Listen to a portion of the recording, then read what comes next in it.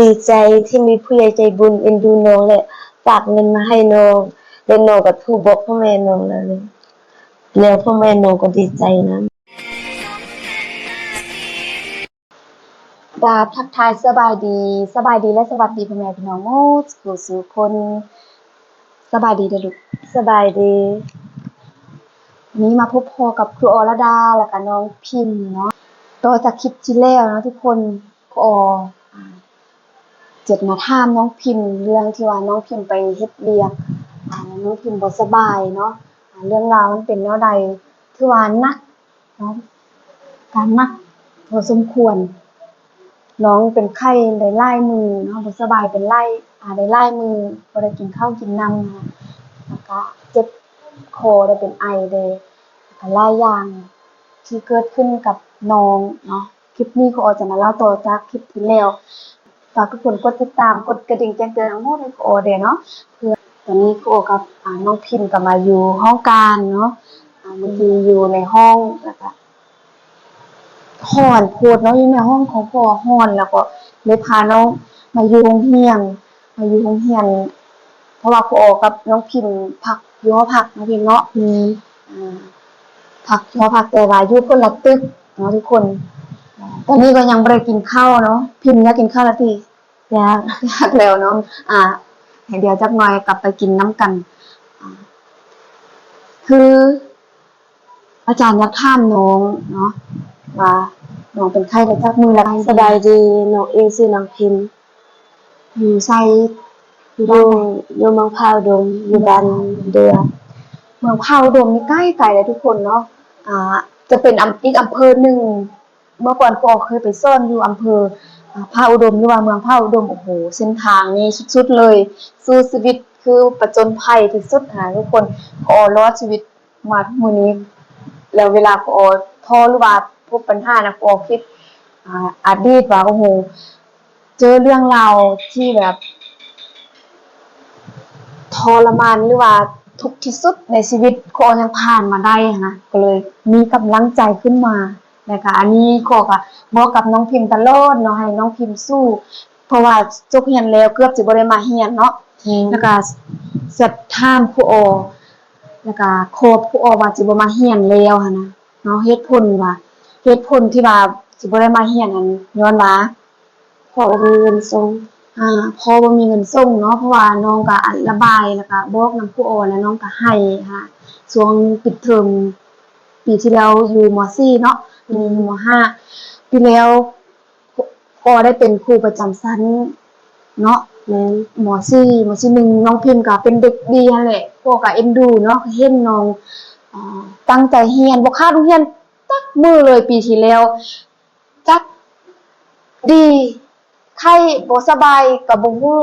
คือแบบมาโรงเรียนทุกมื้อบ่เคยขาดโรงเรียนน่ะทุกคนแล้วครูก็ให้รางวัลเนาะเด็กดีเด็กขยันปีแล้วเนาะจบเรียนที่แล้วครูก็เอาเงินให้น้องๆมีน้องมีธงว่าเนาะแล้วก็หลายคนมีเสาท่อแม่นน่ะหลายคนอยู่แต่ว่าผู้ที่ว่าได้หลายกว่าหมู่แม่นน้องกับธงว่าเนาะเป็นบ่ขาดโรงเรียนเลยแล้วก็เป็นนักเรียนเก่งอีกค่ะแล้วน้องก็คำฮู้อีกเนาะ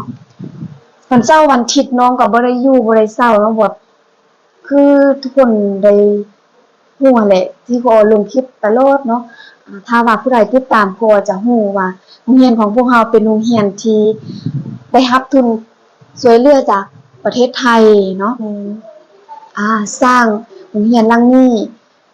ได้รับทุนช่วยเหลือจากกรมประเทศเนาะอยู่ฝั่งไทยรัฐบาลไทยเพิ่นช่วยนะคะน้องๆที่มาเรียนโรงเรียนนี้เป็นนักเรียนที่ว่าด้อยโอกาสบ่มีโอกาสที่จะมาเรียนเนาะแบบครอบครัวถ้ามีพ่อแม่ก็ลูกหลายคนครอบครัวขาดเคินเนาะพี่น้องแล้วเขาก็จะรัฐบาลเพิ่นก็จะเก็บตามข้อมูลแล้วก็ให้มาเรียนโรงเรียนนี้แล้วก็รัฐบาลเพิ่นก็เลี้ยงข้าวเลี้ยงน้ำแล้วก็ให้เบี้ยเลี้ยงถึงจะบ่หลายแต่ก็พอซื้อซื้อสบู่เนาะอาบหั่นน่ะเนาะอันนี้ก็เป็นสิ่งที่ดีขอก็ดีใจเนาะยังน้องๆยังมีโอกาสแบบนี้นะถ้าว่าเทียบกับอาจารย์สมัยก่อนไดอาจารย์นี่โอ้โหยิ่งทุกข์กว่าพวกน้องอีกย่างไปโรงเรียนสุดยอดเลยพิมพ์ แล้วก็สู้ซนพ่อแม่ก็อยากให้ออกโรงเรียนแต่อาจารย์ก็บ่ออกได้สู้ซนนั่นนี่แหละอาจารย์จึงบอกนำน้องว่าให้อดทนที่จริงผู้ใหญ่ใจบุญเพิ่นแล้วก็ FC หลายๆคนก็อยากให้น้องเป็นคนเว้าหลายเนาะอยากให้ลูกศิษย์ของครูอ๋อเว้าให้หลายๆแต่ว่าน้องเพิ่นบ่สบายแดเจ็บคอแดครูอ๋อก็เลยเป็นคนเว้าหลายหน่อยหนึงสำหรับน้องจิฮ้อนี่อยากเว้าอยู่หลังกล้องนี่เว้าแต่ว่าน้องเพิ่นเว้าบ่แจ้งเนาะเว้าบางเทื่อครูอ๋อก็บ่เข้าใจคือกันหั้นน่ะคือแบบไปอยู่นี่หั่นน่ะหลายกลุ่มหลายชนเผ่าถ้าว่าอยู่ฝั่งไทยเนาะภาษาไทยกับภาษาลาวอาจจะบ่คือกันแล้วมี FC เพิ่นคอมเมนต์เนาะแล้วก็มีบางคนก็แชทบอกว่าถ้าเว้าว่าคนชนเผ่านี้ถ้าอยู่ฝั่งไทยเพิ่นจะเป็นคำบ่สุภาพแต่อยู่ฝั่งลาวนี่เฮาจะบ่มันเป็นคำที่สุภาพเนาะบ่เป็นหยังเฮาเอิ้นว่าคนชนเผ่าคือครูอ๋อก็เป็นคนชนเผ่าหั้นนะครูอ๋อเป็นคนชนเผ่ากุมุแล้วก็พิมพ์ก็เป็นคนชนเผ่ากุมุคือกันแต่ว่าต่างสำเนียงเนาะพิมพ์เนาะ แม่น คือไปภาษาครูอ๋อว่าโยแต่ภาษาพิมพ์ว่าหยัง โยคือกัน กินข้าวภาษาครูอ๋อว่ากินข้าวภาษาครูอ๋อว่ามาแล้วพิมพ์เด้ เพิ่นมา แหน่มันต่างเนาะพิมพ์เนาะ แม่น ฉะนั้นเวลาครูอ๋อกับน้องพิมพ์เว้านี่บางเทื่อก็ใส่ภาษากุมุเดใส่ภาษาลาวแดปนกันเนาะพิมพ์เนาะ แม่น แล้วคลิปนี้หั้นนะจุดประสงค์คือน้องพิมพ์หั้นน่ะดีใจแล้วก็ว่าดีใจแล้วก็ตื่นเต้นที่ได้รับเงินเนาะผู้ใหญ่ใจบุญเพิ่นฝากเงินมาให้ใช้เอาเงินมาให้บางเทื่อพ่อแม่อยู่บ้านอาจจะเห็นเนาะได้เว้าให้พ่อแม่ฮู้บ่ว่าได้เงินผู้ใหญ่ใจบุญเพิ่นเอาให้ ตะกี้ว่าเลย อ๋อได้โทรบอกแล้วเนาะ แม่นพ่อแม่ก็ดีใจสุด ดีใจดีใจได้เงินได้อยู่1,300เนาะ แม่น ก็ได้หลายแสนเติบได้ทุกคนเนาะครูอ๋อก็เอาให้หมดเลยเนาะครูอ๋อก็บ่ได้หักค่าบัญชีนายหน้าหรือว่าอ้ายเนาะที่ว่าอ้ายๆเอื้อยๆที่ขอยืมบัญชีหรือว่าหาเขาเจ้าโอนให้หั้นน่ะเขาเจ้าก็หักค่าแล้วก็คือผู้ใหญ่ใจบุญเพิ่นก็หักแล้วส่วนนั้นหั้นน่ะแล้วก็ที่เหลือคือเพิ่นเอาให้ 1,300 ก็คือให้ 1,300 เลยค่ะแต่บ่มีหักอีกเนาะอันนี้ครูอ๋อก็ดีใจนำน้องที่ว่าผู้ใหญ่ใจบุญเพิ่นยังเอ็นดูเนาะให้แล้วก็ได้ไปซื้อยาที่ได้ไปใส่หนี้อีกแล้วก็โทรศัพท์พ่อแม่ก็เล่นเฟซบ่ ลิน พ่อแม่ยังเล่นเฟซบ่ ลิน อ๋อดีแล้วเพราะว่าจะได้เห็นเนาะแล้วก็น้องไปเฮ็ดเวียกวันเสาร์วันอาทิตย์เป็นอะไรคือว่าเจ็บตอนทำอิฐนี้อาจารย์คิดนักได้ว่าอาจารย์พาน้องไปเที่ยวฝั่งไทยแล้วเป็นไข้บ่สบายย้อนพาไปเที่ยวหั่นแต่ที่จริงมันน้องไปเฮ็ดเวียกวันเสาร์วันอาทิตย์เนาะเฮาไปวันพฤหัสเนาะเฮาไปขึ้นห้องวันศุกร์เนาะเพราะว่าวันพฤหัสเฮาพักเนาะวันที่1วันกรรมกรแล้วก็วันเสาร์วันอาทิตย์แล้วน้องไปเฮ็ดเวียก แม่น ไปเฮ็ดเวียกเนาะ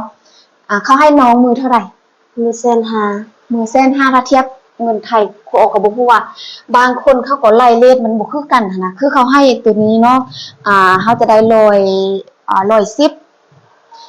จะได้อยู่นี่700,000เกือบจะฮอด800,000เนาะอย่างอีกน้อยหนึงจะฮอด800,000เนาะบางห้านบางบ่อนก็602 603ก็เว้าไปบางบ่อนก็60มันเป็นอันนั้นเนาะพิมพ์เนาะอยู่นี่เฮาก็บ่สร้างคิดว่าเงินบาทเงินกีบหั้นนะเงินกีบเฮาก็จ่ายเงินบาทเฮาก็จ่ายเนาะแล้วก็น้องบ่สบายหันได้จักมื้อ ได้6มื้อ 6มื้อ แม่น แล้วก็ครบหอบเลยเนาะพี่เนาะแล้วก็บ่สบายเป็นวันเสาร์ไปเฮ็ดเวียกวันอาทิตย์ไปเฮ็ดเวียกไปตากแดดแล้วก็ไปนอนนำข้าวให้พุ่นบ่ แม่นนอนอยู่หั่นเลย แล้วก็เฮ็ดเวียกตั้งแต่จักโมง ตั้งแต่7:00 น ตั้งแต่7:00 นเช้า แม่น จนฮอด 6:00 น 7:00 นแลง 6:00 น 7:00 นแลงเนาะ แม่น อ๋อคืออากาศอยู่ลาวคือฮู้แหละอากาศร้อนเนาะเฮาเฮ็ดเวียกตากแดดมันก็เฮ็ดให้เฮาบ่สบายอากาศคือเฮามาเรียนหนังสือแล้วเฮาก็ไปตากแดดหั้นนะ บางเทื่อรับกับการเปลี่ยนแปลงสภาพอากาศร่างกายเฮารับบ่ได้นะอันนี้น้องพิมพ์ปกติน้องพิมพ์ก็เคยไปเนาะทุกๆวันเสาร์อาทิตย์แต่ว่ามาชุดนี้เป็นไข้จนฮอด6มื้อถึงโอ้โหแล้วครูโอก็มาตกใจน้องก็หน้าซีดครูโอก็เอายาให้กินน้อยนึงแล้วก็น้องก็ไปยืมเงินหมู่เนาะยืมเงินหมู่แล้วก็อันนี้ก็จะได้ไปใช้เงินเขาเจ้าเดเนาะโทรศัพท์โทรหาพ่อหาแม่น้องใช้โทรศัพท์แนวใดเธอใช้โทรศัพท์อันใดโทรศัพท์แนวนี้ติเบิ่งน้องเล่น YouTube บ่อยู่นี่มันเข้าบ่ได้มันบ่ดีแล้วเข้าบ่ได้คือเล่นได้แต่โทรแม่นแล้วก็แชททางข้อความซื่อๆเนาะแม่นเนาะแล้วไผซื้อให้โทรศัพท์นี่พ่อซื้อให้นี่คือพอซื้อให้โทรศัพท์พ่อบ่เคยใช้จักเทื่อ iPhone ตั้งแต่เกิดมาพ่อบ่เคยใช้แล้วก็บ่ฮู้ใช้อีกโทรศัพท์ iPhone เนาะพ่อก็อยากใช้อยู่บ่แม่นว่าบ่อยากใช้แต่มันบ่มีงบบ่เคยใช้จักเทื่ออันนี้ก็มือ2ติแม่นจงพ่อเนาะพ่อซื้อเท่าไหร่800,000ยังบ่จ่ายเขาจังยังบ่จ่ายเขาซ้ำเงินอันนี้โอ้โหจ่ายค่ายาเดี๋ยวไปจ่ายค่าโทรศัพท์เด้อเลยโอเคนี่ก็ฮู้แล้วเนาะเหตุผลเป็นหยังพิมพ์จึงเว้าบ่เว้าหลายเนาะพิมพ์เนาะแบบคือน้องบ่สบายทุกคนเนาะให้เข้าใจนํกันแล้วก็ถ้าว่าน้องสบายมื้อใดเนาะน้องจะพาไปเก็บผักหรือจะพาไปเที่ยวชมเนาะพอโรงเรียนหรือว่าบ่เฮาเคยไปเนาะปีแล้วเฮาเคยไปไปเบิ่งฝั่งไทยแล้วก็พ่อก็เคยพาน้องไปเที่ยวฝั่งไทยเนาะรู้สึกอะไรได้ไปเที่ยวหั่นรู้สึกดีใจหลายรู้สึกตะลึงว่าประเทศไทยบ่เคยไปเลยครั้งแรกในชีวิตเลยคือครั้งแรกในชีวิตที่เคยไปแต่ที่ได้ไปประเทศไทยเนาะเคยคิดบ่ถ้าบ่มาเรียนหลังนี้แล้วถ้าอาจารย์บ่มาสอนแล้วน้องคิดบ่ว่าสิได้ไปเที่ยวแบบนี้น่าจะบ่ได้มีโอกาสไปน่าจะบ่มีโอกาสได้ไปรู้สึกแนวใดที่ว่ามาจวบอาจารย์แล้วแบบมาเจออาจารย์รู้สึกดีใจหลายเลยก็รู้สึกโชคดีรู้สึกดีใจแล้วก็โชคดีที่ได้มารู้จักอาจารย์อันใดที่อาจารย์ช่วยพวกน้องได้อาจารย์ก็ช่วยเนาะถ้าอาจารย์บ่มีงบอาจารย์ก็ช่วยให้กำลังใจ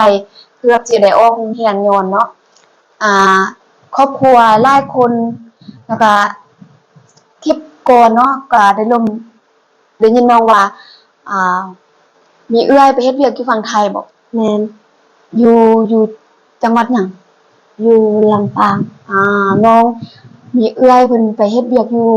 ฝั่งไทยเนาะอยู่จังหวัดลำปางเฮ็ดเวียกถูกต้องตามกฎหมายนั่นแหละทุกคนก็ส่งเงินมาให้น้องๆทางบ้านแล้วก็พ่อแม่เนาะแล้วก็ส่งน้องเรียน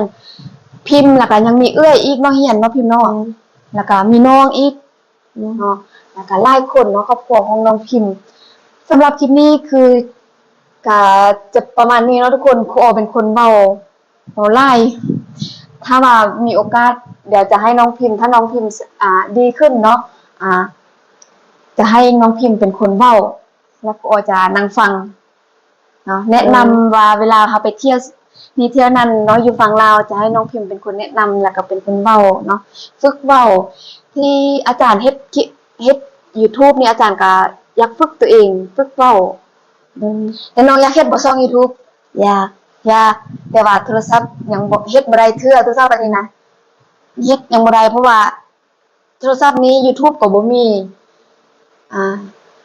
โหลดบ่ได้ถ้าว่ามันมี YouTube แล้วน้องสามารถสร้างช่องแล้วก็น้องก็สามารถเฮ็ดช่องเป็นของตัวเองก็ได้แล้วถ้าบ่เข้าใจแล้วอาจารย์สิบอกเนาะอาจารย์สิสอนลองเฮ็ดเบิ่งสำหรับคลิปนี้เนาะฝากทุกคนกดติดตามกดกระดิ่งแจ้งเตือนทั้งหมดให้พอได้เพื่อจะได้พลาดคลิปต่อไปฝากกดไลค์กดแชร์เนาะเบิ่งอยู่ไสจังหวัดใดเนาะอย่าลืมคอมเมนต์บอกพออ่านทุกคอมเมนต์เนาะทุกคนถ้าพออ่านคอมเมนต์หรือว่าตอบคอมเมนต์บ่ทันขอโทษขออภัยนำเนาะสำหรับคลิปนี้ครูกับน้องพิมพ์ แต่ก้าวคำว่าสบายดีพบกันคลิปหน้าบ๊ายบาย